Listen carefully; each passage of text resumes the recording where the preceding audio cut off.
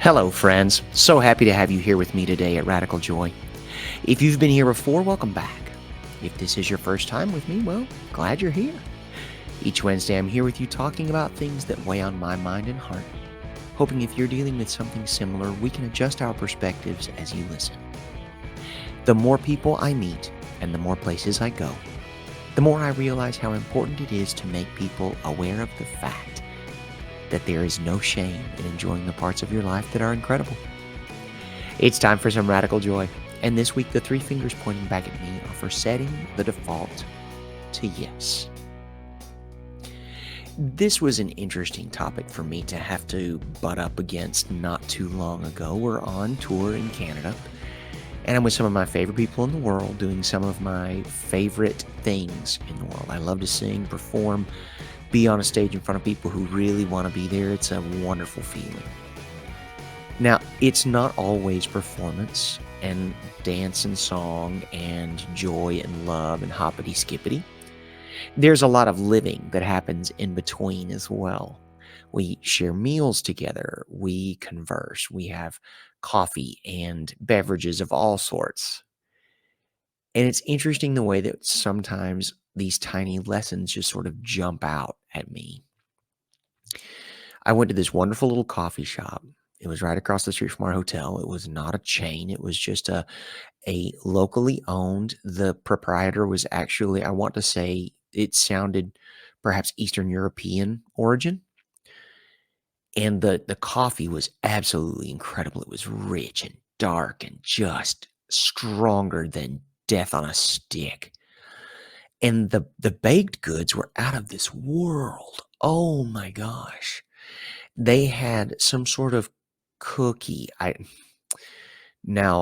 tried to sound it out, and I think that if it had been written in front of me, I could have done a fine job of it, but I'm just trying to conjure the word again now. It was sort of like a take on, like, a Greek cookie and a macaron, and they mixed the 2 together somehow, but the outcome was this incredibly dense chocolate caramel cookie that was just so good. It was so delicious.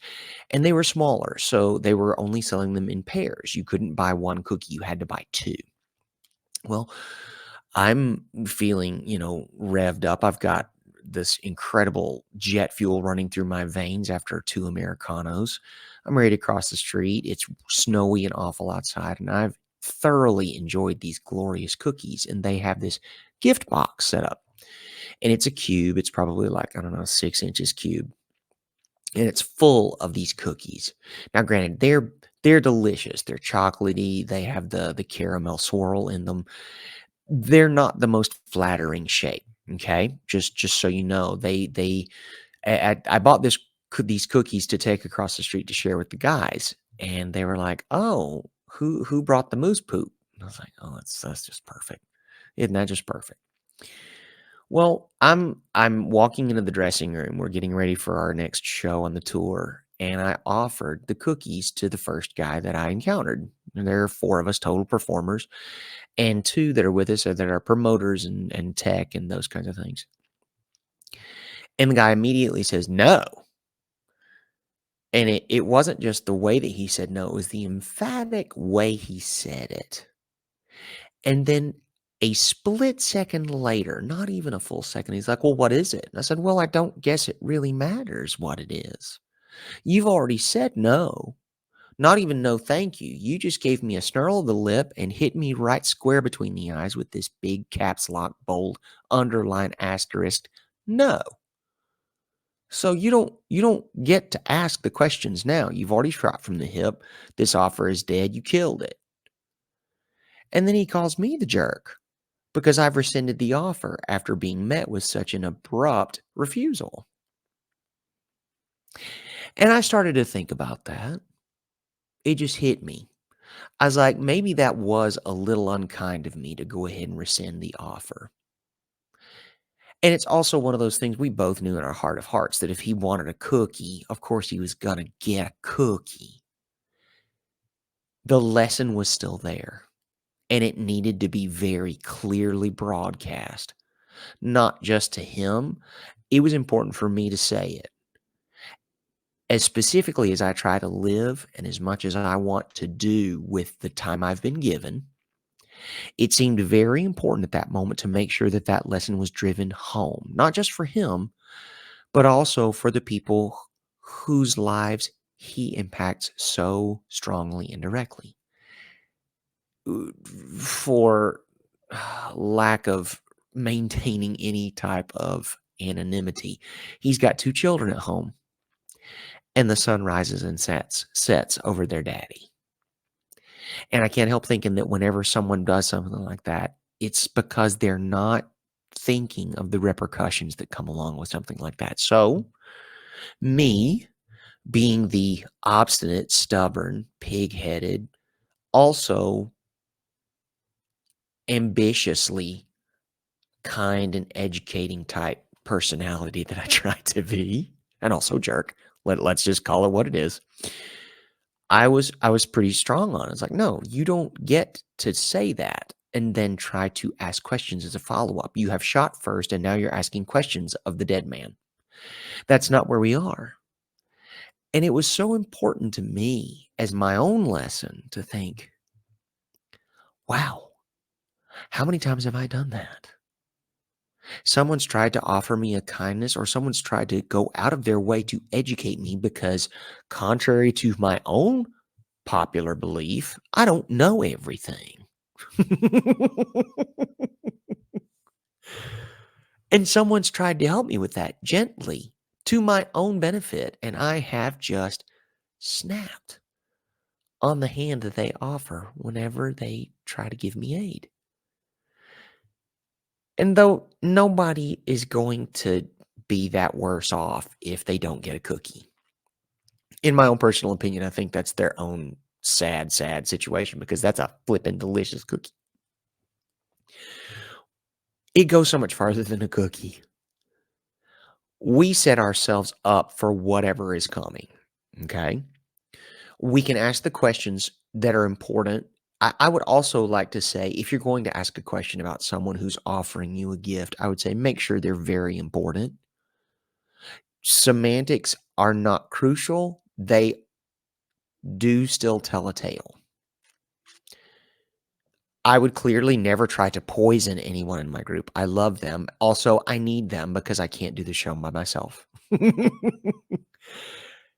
When you start to ask too many questions about a situation that is very clearly not designed to hurt you, where these kinds of questions are more insult than they are informational, I want to be more careful about the questions that I ask, about the refusal that I seem so willing and ready to launch in the direction of this human being who's tried to do me a solid. It's not an easy task once you have conditioned yourself to say no. And I know that this isn't something that I'm not calling this person a negative human being. Couldn't be farther from the truth. Very positive human being. Also, someone who does not take help very easily. They give, they give, they give, they give, they give. And when help is offered, their first instinct is to refuse. Okay. Whenever we put that on something as trivial, insignificant as a treat, they could very easily be refused and no one would be any worse off. As a matter of fact, he'd probably be a little bit better off because God knows these things were laden with sugar and flavor and delicious and awesome and wonderful. Would he be worse off for refusing? No. He is denying himself the treat that someone who loves and cares about him wants to give him for free, went to the trouble and expense of purchasing those for the specific reason to share with those he loves. And to be met with such a quick refusal, quite frankly, was very insulting. I know where to attribute that sentiment. It's hard to accept help from people, period. I was going to keep on tracking on with that sentence, but I think sometimes it's hard to accept help from people, especially if you're used to being the one who helps everyone else. I'm talking to a lot of us here. A lot of us, okay? When something like that comes up and you are finally the recipient instead of the supplier of whatever aid that is, that someone is offering to you on bended knee, open palm, however they're offering it, pause, take just a moment to look at the situation, assess what's going on, and before you think of how you may or may not need that assistance, think of what it is that's being offered. It's not just a cookie, okay? It's help. It's someone who loves you. Pardon me. It's not always this. I think that it is often one of or a combination of the following. Someone who sees you giving so much of yourself, who wants to give something back. Honestly, I don't think that a situation like the one I've been describing is something that a lot of people can. It doesn't balance. The amount that some people give will never, the scales will never balance with a cookie. What it is a small token, because I don't think that if you tried to come at them with something that was as great a contribution to their well-being as that what they tried to give others, there's no way in the devil's hell they would take it. If they want to accept a cookie, why in the world would they accept a real favor, a real payback, right? I mean, I'm just shooting off the cuff here. I was like, okay, yeah. The more I talk about these things, the clearer they become in my own mind and the stronger they feel in my own heart and spirit. Some people are doers, and that's wonderful. And God knows the world turns because of these people putting the weight of the world on their shoulders and trying to move mountains for the people in their lives whom they care about. Wonderful. I am so grateful for them and their sacrifices and the things that they do. And I am keenly aware of the fact that should they continue on such a path without stopping to recharge, without going to their people to look for a refresh, their vessels are going to run really low, really quickly. Now, we've talked about that so many times here on Radical Joy. You've got to take care of your own before you can give to others. Okay.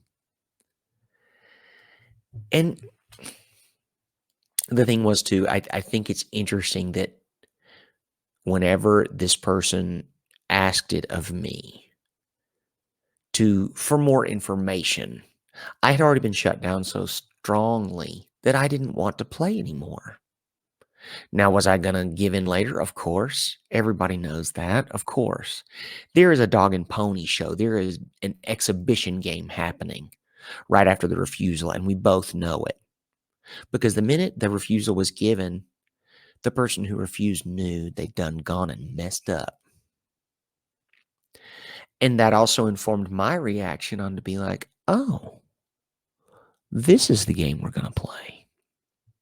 Okay.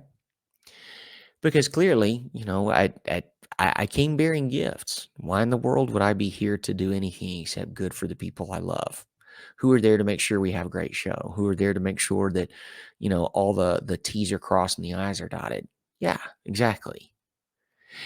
It was that knee jerk, the immediacy of the no.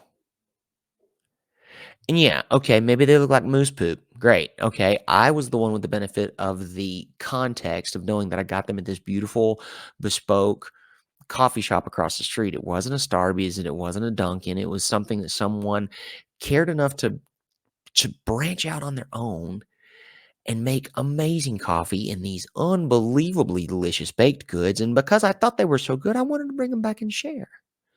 There's no way this person could have known all that just by me holding out this cubic box that was completely transparent. They could see the moose poop inside. I was like, okay. And it it It didn't really what I would call snowball, it didn't devolve, it wasn't anything like that. We ribbed each other for quite a while after. He's like, "Well, I just well, what is it?" No, no, no, no. It's like, "No." See, at this point, we've already crossed a point where what you're asking is not an apology. If you wanted to apologize, this would absolutely de-escalate immediately. The offer would be back on the table. The moose poop would probably be in both of our hands. We'd probably be scarfing them 47 minutes before the show started.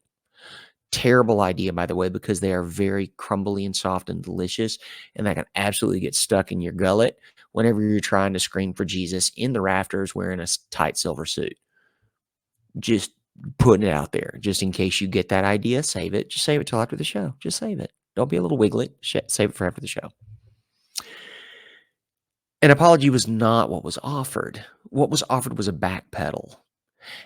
Whenever you've got someone on that back foot, you can either give them the grace to put out a hand so they don't have to continue walking backwards, or you can put that pointer finger right in the middle of their sternum and continue to push and push and push, because now it's a question about who is going to win.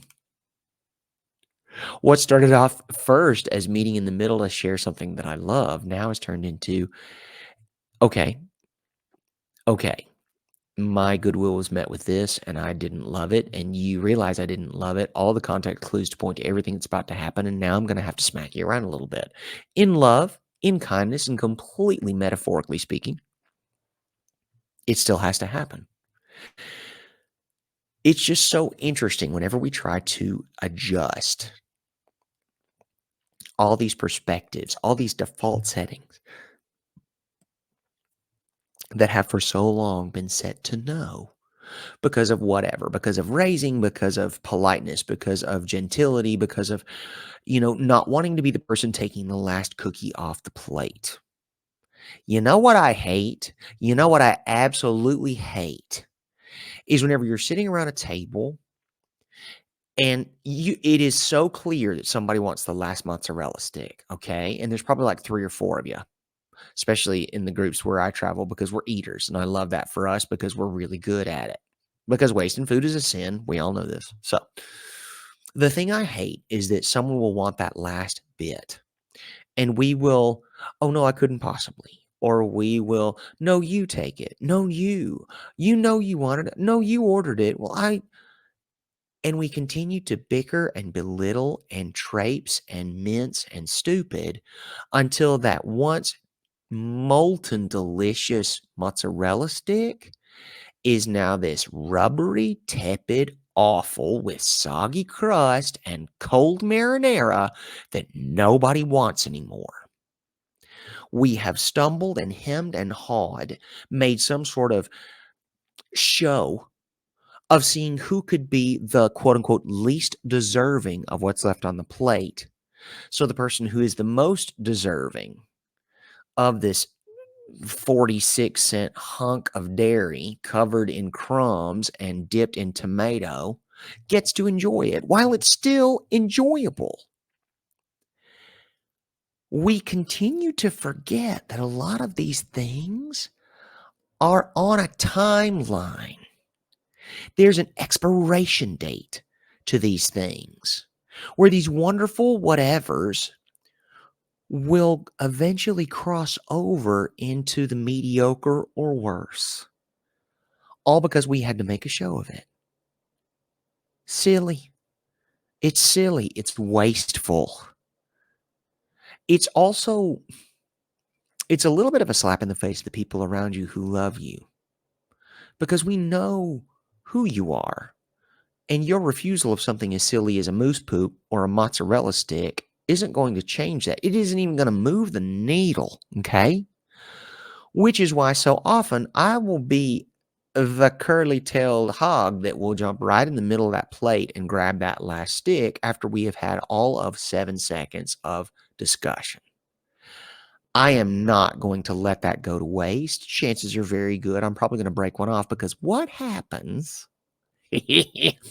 what happens the minute somebody doesn't put up quite enough fuss about why they shouldn't do the thing, take the last bite, yada, yada, yada, yada, yada. They run in, they swoop it up, and then there's almost always a moment of butt hurt, right? Right? You're eating and it's like, well, and it's funny to me because I don't always throw it in my mouth whenever I take that last bite. I hold on to it for a second just to watch that moment because I'm a weirdo, because I'm just such an awful human being in some respects.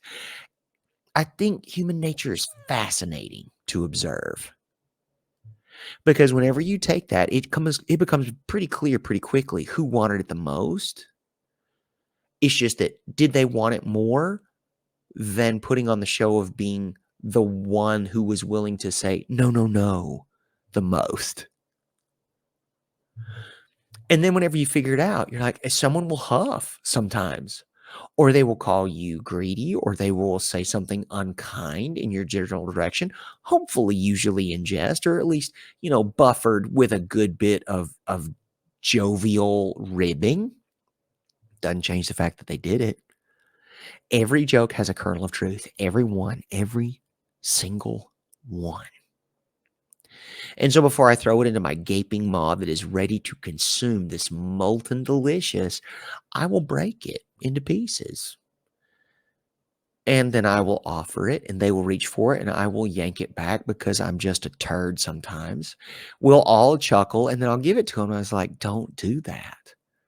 We will continue to waste time until the thing that we want is no longer worthy of the trouble we've put up to refuse it. What? Why in the world do we do that to ourselves? It's a piece of cheese. It's a cookie that looks like moose droppings. It's a gift from someone who loves you and hopefully has proven it. It's not all lip service. It's actually walking the walk. What in the world why would doing that serve you? How would doing something like that serve you? And if you can't come up with a good reason,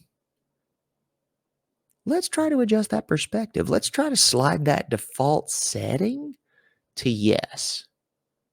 Hey, I went to the coffee shop this morning and I got these cookies and they were out of this world. So I went to the front and bought this gift box full so I could share them with you guys. I thought they were so good that I wanted to make sure you got a chance to eat one or two. There's a box full of them and they're not that big. What do you do? No. Well, howdy do, good morning to you too, friend. And then we start to backpedal, and then we start to realize that someone came to us with something, olive branch in hand, or Dove, or any of those other kind of things. That's like, okay, gift horsing, yada yada yada. What does it serve you to refuse?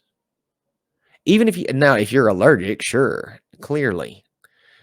And one of our guys doesn't even like chocolate, which is the weirdest thing I've ever heard in my life. It's not an allergy. He just hates it. By his own admission, I'd be like, I would go to the grave with that secret, sir. There's a lot of things that people are going to judge you for. That one, whew, harshly. Harshly. I do know this about that person, though. So I'm just like, all right, well, maybe they don't want to try it because they don't love chocolate. Super cool. Great. Diggity down. I know you other hookers like chocolate, so don't be harshing me because I brought you something and I wanted to share with you, and I'm not going to eat them all. I could. I'd rather you share them with me so we can enjoy them like that, because it's not just the cookie. It's the act of sharing. It's not just the gift. It is the ceremony of the give and receive. And it's not even that I'm looking for a thank you, okay? Just so we're clear, a gift given with expectation is not a gift. I heard someone say something very similar to that, and I can't remember how they defined what that is. I agree. A gift given with the expectation of something coming in return is not a gift. I don't know what you'd call that. Is it a loan? Is it a manipulation? I don't know.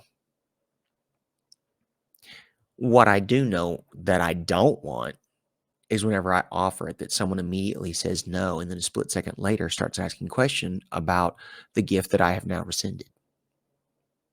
And then I get lip because I didn't appreciate the way that I was treated whenever I came to someone with an offering.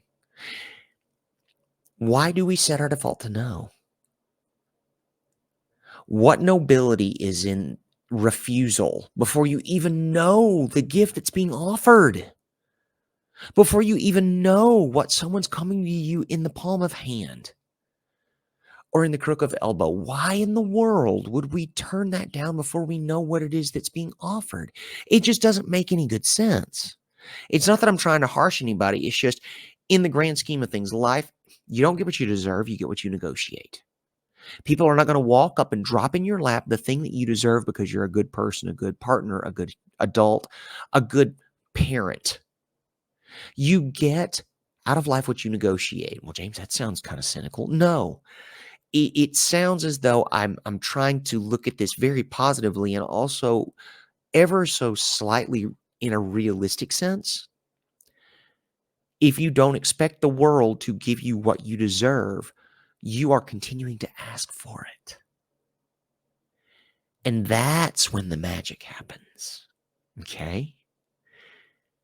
When you continue to ask and then offer gratitude when it is bestowed, earned, given, however verb we want to put in that little blank there.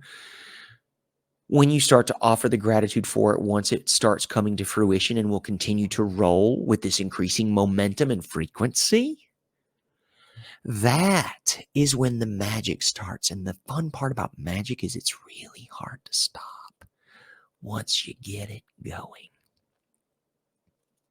So, instead of putting up your force field to keep the magic from reaching you, instead of building a wall so that the bad stuff can't get in, not realizing along the way that it can also keep out a lot of good.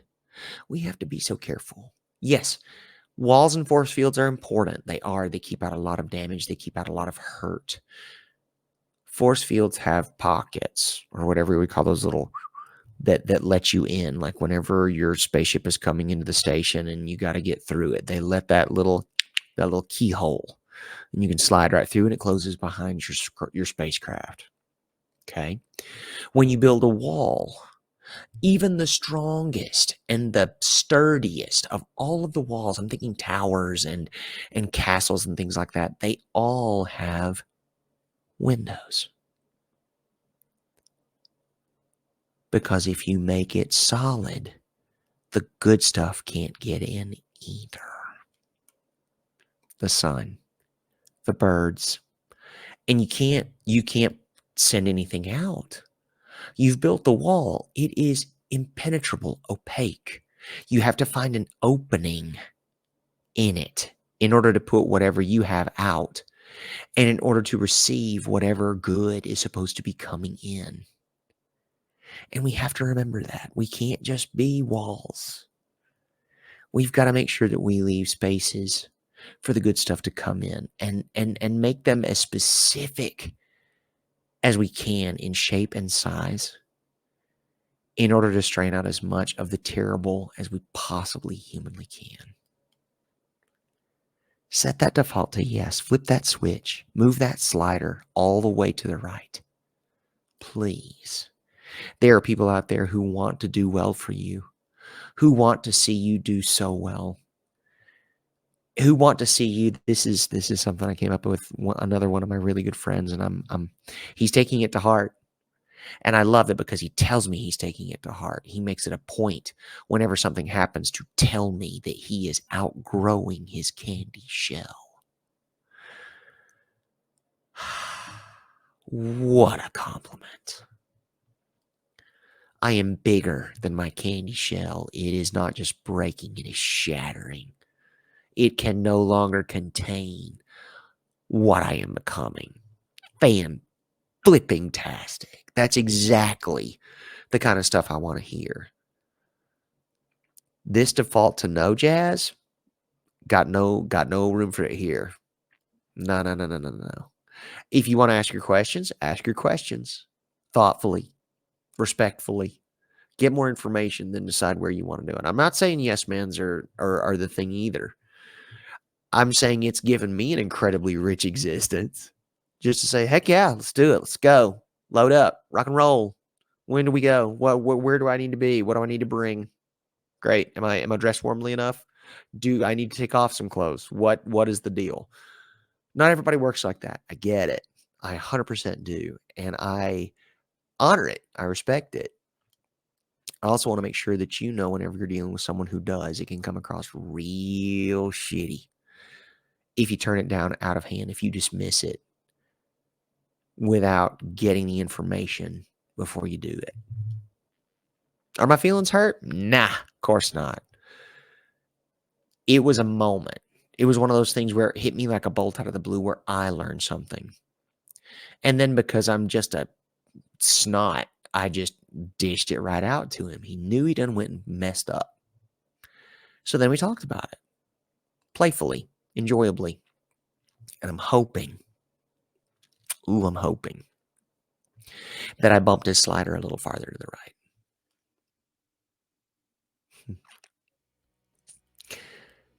I'm so glad you're here. I love the time that we get to spend together here at Radical Joy. It's not a long time. I know we're busy. I do. These are things that I just love to share. It helps me tremendously just to be able to talk, to be able to hear it in my headphones and be able to know that there's somebody out there listening and hopefully getting something out of this, that they're talking back to their device, whether it's the phone or the dashboard of the car, the computer, whatever it is. I hope that something that I get the chance to talk about today strikes a chord in you so strongly that you have to talk back. I love it. That's the way I love to think about these things. If this is your first episode, welcome. We are so happy that you're here.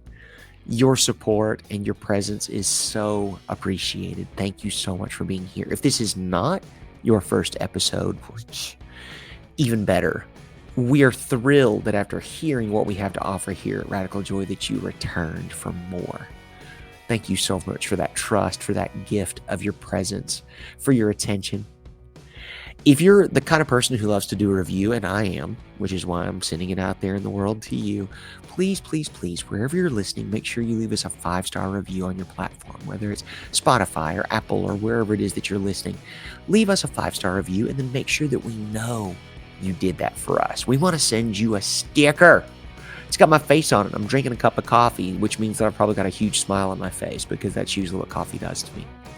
And we would love for you to have that put on a water bottle or a computer or a journal. My personal favorite, I would love it if you put it on your journal. That would be absolutely fantastic. Either way, thank you for being here. Thank you for listening. Thank you for talking back or offering suggestions for future episode topics. We're always open to that. Please enjoy the rest of your week. Know that you are so special to us, and we love you all. Don't forget, there is no shame in joy.